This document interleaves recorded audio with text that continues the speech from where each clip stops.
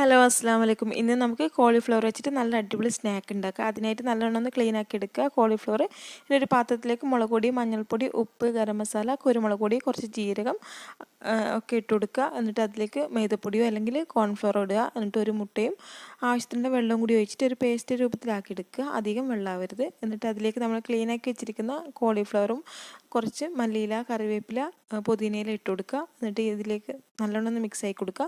ഇനി ഇതിലേക്ക് കുറച്ച് ഇഞ്ചി വെളുത്തുള്ളി പേസ്റ്റ് വേണമെങ്കിൽ അത് ഞാൻ മറന്നുപോയി. അപ്പോൾ അതും കൂടി ഇടുക. എന്നിട്ട് നല്ലോണം മിക്സ് ആക്കുക. എന്നിട്ട് നല്ലോണം ചൂടായി വന്ന എണ്ണയിലേക്ക് ഇട്ടിട്ട് നല്ലോണം ഒന്ന് ഫ്രൈ ചെയ്തെടുക്കുക. ഏകദേശം ഒരു 1/4 ഭാഗം ആയിട്ടാകുമ്പം അതിലേക്ക് നമുക്ക് കുറച്ച് കറിവേപ്പിലയും അതുപോലെ തന്നെ 2-3 പച്ചമുളകും കൂടി ഇട്ട് കൊടുക്കുക. അപ്പോൾ കഴിക്കാൻ നേരത്ത് പച്ചമുളകും കറിവേപ്പിലയൊക്കെ നല്ല ടേസ്റ്റാണ് കേട്ടോ. കഴിക്കാൻ നല്ല ക്രിസ്പിയായി വന്നിട്ടുണ്ട് കറിവേപ്പിലെല്ലാം.